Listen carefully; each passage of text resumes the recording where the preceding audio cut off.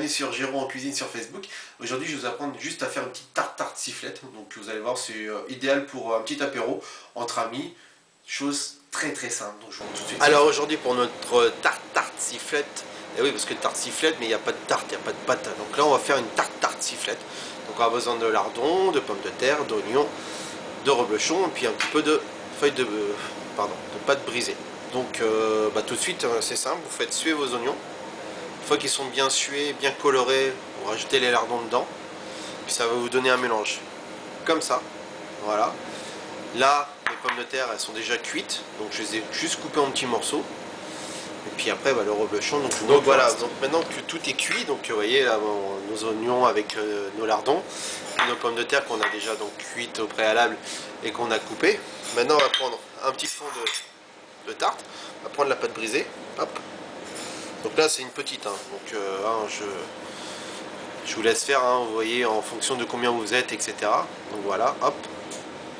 Maintenant, ce que je vais faire, c'est que je vais y mettre à l'intérieur mes oignons, mon mélange d'oignons et de lardons. Hop, voilà. Là j'étale bien, comme ça. Je vais mettre quelques pommes de terre.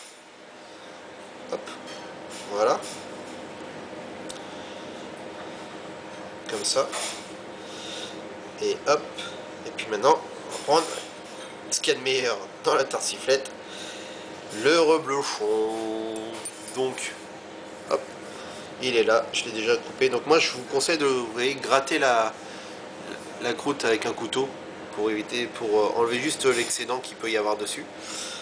Et hop, là on dispose dedans, donc sur la tarte comme ça. Là vous allumez votre four, vous le mettez à 200 degrés, 200-220 degrés.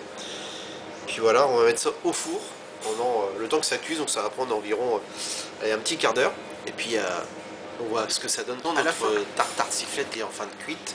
Donc vous voyez, moi ce que je vous conseille, donc ça, vous allez me dire quel est l'intérêt de faire une tarte tartiflette. En même temps, vous pouvez servir ça à l'apéro avec vos amis, vous coupez des petites tranches, des petits morceaux, puis vous les mangez comme une pizza.